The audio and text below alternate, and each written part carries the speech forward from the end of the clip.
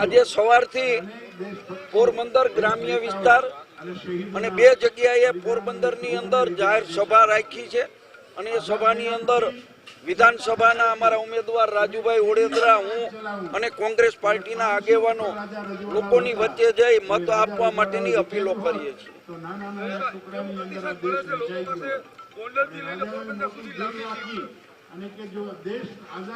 सात विधानसभा विस्तार आमा आवे छे। पोरबंदर ग्राम्य विस्तार सारो छे। हूँ अत्यारे पोरबंदर शहेरनी अंदर आव्यो छुं। काले पण आखो दिवस पोरबंदर शहेरनी अंदर सामाजिक आगेवानोने, राजकीय आगेवानोने पण मळवाना छीए, लोकोनी वच्चे जवाना छीए અને લોકો તરફથી સારો આવકાર મળી રહ્યો છે। લોકો ઉત્સાહભેર અમારું સ્વાગત સન્માન કરી રહ્યા છે અને મત આપવાની ખાતરી પણ આપી રહ્યા છે।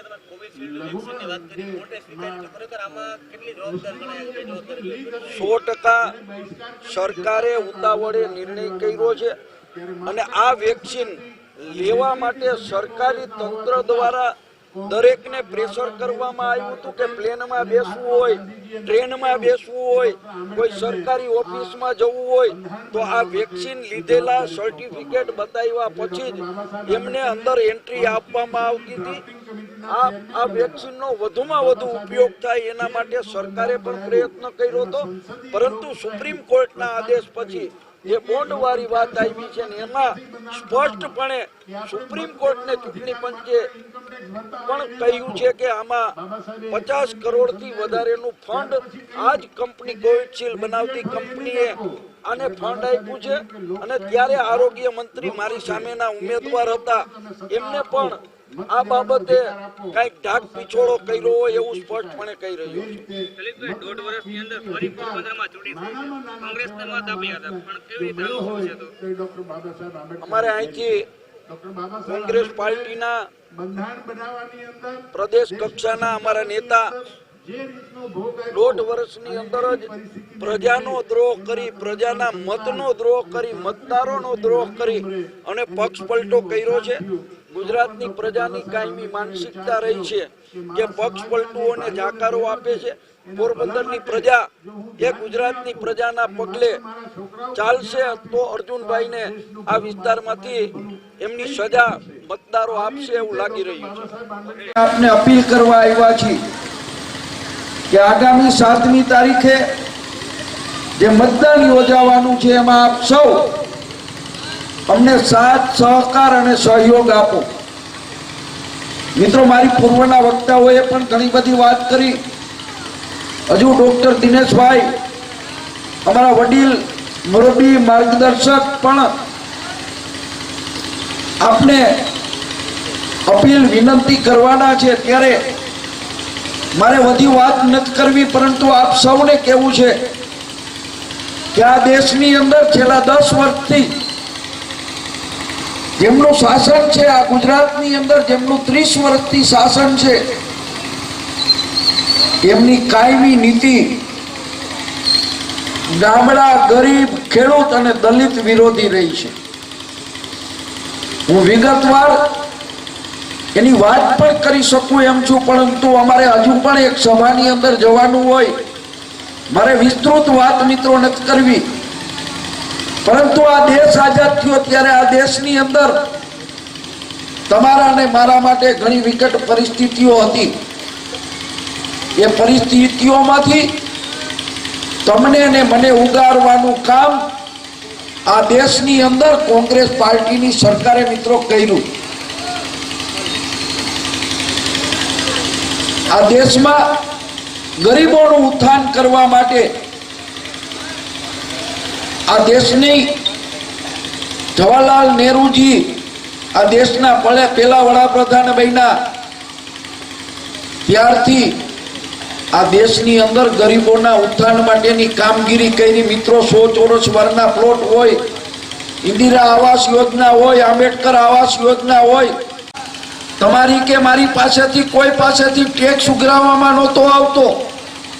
આ દેશમાં ફક્ત વેપારીઓ, ઉદ્યોગપતિઓ, સરકારી નોકરિયાતો ઇન્કમ ટેક્સ એક જ હતો ને, એ લોકો ઇન્કમ ભરતા હતા, એની ઇન્કમમાંથી એની સરકારને જે આવક થતી હતી એ આવકમાંથી સરકારે વિકાસના કામો કર્યા.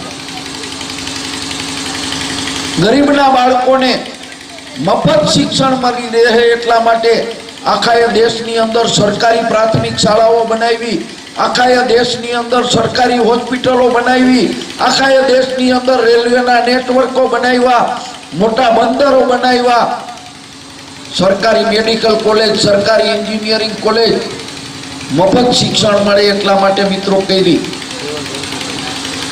પરંતુ આ ભારતીય જનતા પાર્ટીની સરકાર આ દેશમાં આવ્યા પછી તમારી ને મારી પાસેથી ટેક્સ લેવાનું ચાલુ કર્યું.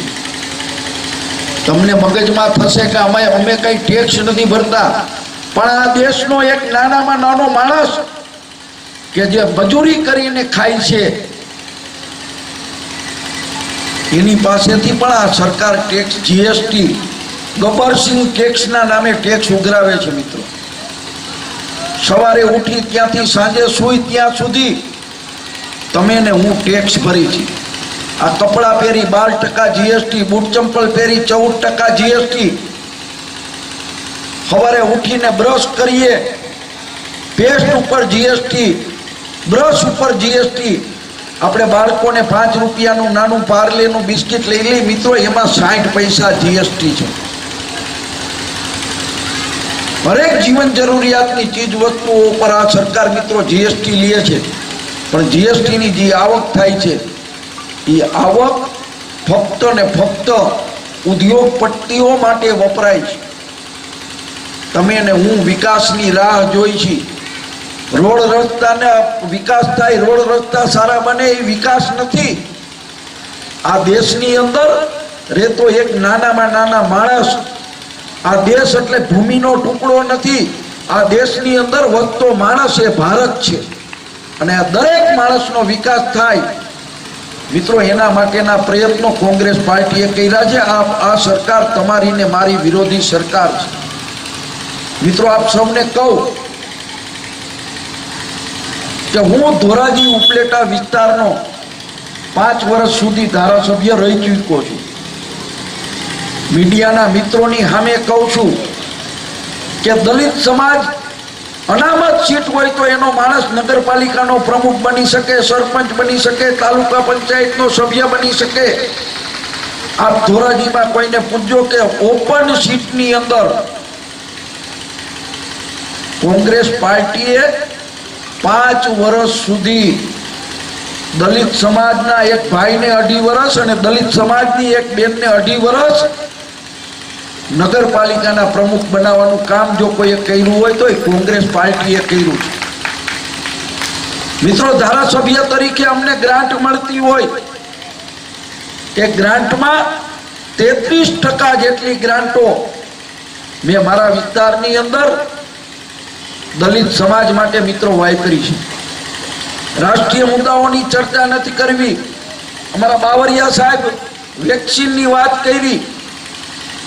આપ સૌને કહું કે કોવિડશીલ્ડ વેક્સિન તમે ને મેં અહીંયા બેઠેલા તમામ લોકોએ લીધી છે.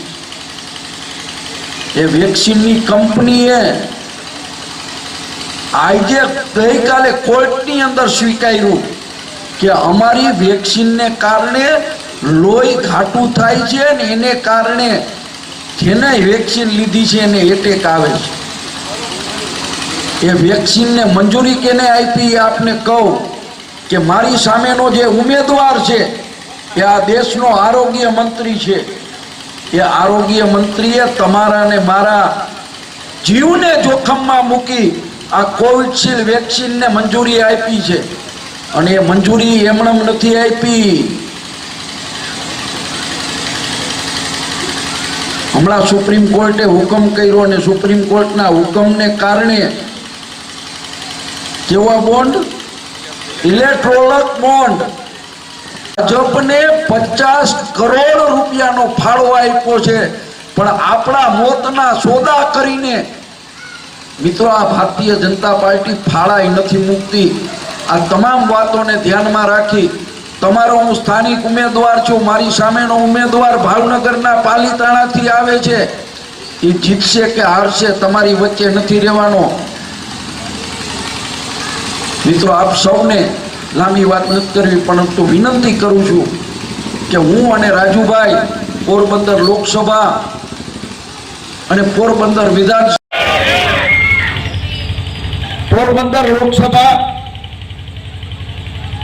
અને પોરબંદર વિધાનસભાના અમે બંને મોરબીયાઓ અમારા કોંગ્રેસ પાર્ટીના મંચસ્થ સૌ આગેવાનોને લઈને આપને અપીલ કરવા આવ્યા છીએ કે આગામી 7મી તારીખે જે મતદાન યોજાવાનું છે એમાં આપ સૌ અમને સાથ સહકાર અને સહયોગ આપો.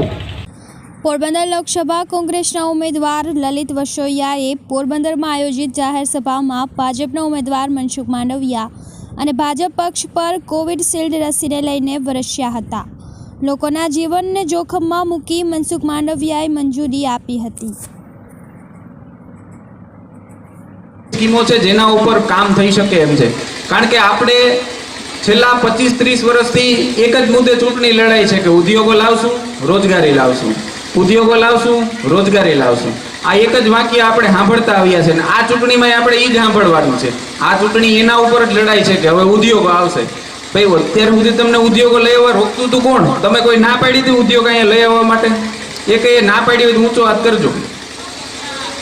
એટલે આ બધી વાહિયાત વાતો છે, અને 30 વર્ષમાં આ બધું ન થઈ શક્યું હોય તો હવે આપણે એ ભરોસા ઉપર રહેવું મારી દ્રષ્ટિએ ન જોઈએ. એટલા માટે ન રહેવું જોઈએ કે જો થવાનું હોય તો એની જુવાનીમાં થઈ જાય, હવે ઢળતી ઉંમરે ના થાય. મને લાગે છે બહુ વિશેષ વાત હવે કરવી નથી, અને ભરતભાઈને માઇક મારું આપી દઉં છું. બધા જોરથી નારો બોલજો, જય ભીમ, જય ભીમ. આભાર.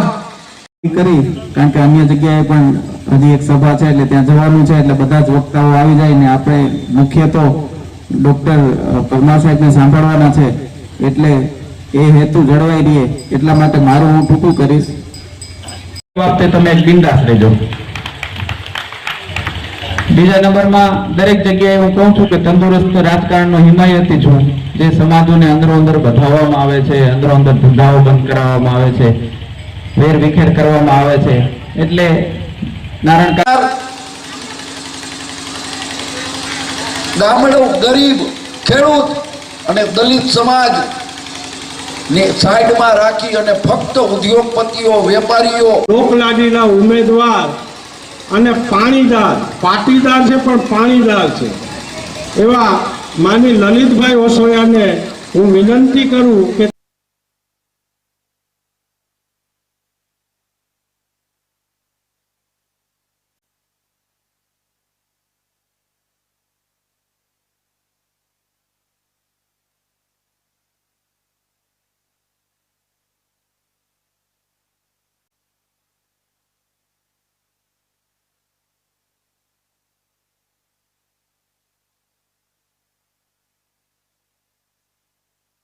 કરો. અમારા લોકો તમને સાહ સહકાર આપશે.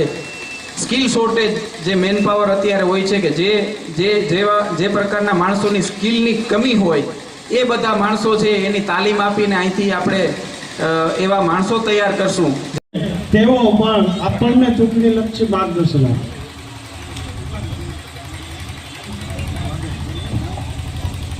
બંને ઉમેદવારોને બીજી જગ્યાએ સભામાં જવાનું છે એટલે એ રજા લે છે આપણા વચ્ચે, અને જીતાડ્યા હતા એ માણસે આપણો સાથ છોડી દીધો, એટલે ફરી પાછી ચૂંટણી આવીને ફરી પાછું અમારે તમારી પાસે મત માગવા આવવું પડ્યું. અને આ ઘટના છે એ પાછી પુનરાવર્તિત નહીં થાય એની અહીંયા આ સ્ટેજ ઉપરથી ખાતરી આપવા આવ્યો છે કે તમે મને મત આપી અને ચૂંટીને મોકલશો તો આવું હું નહીં કરું.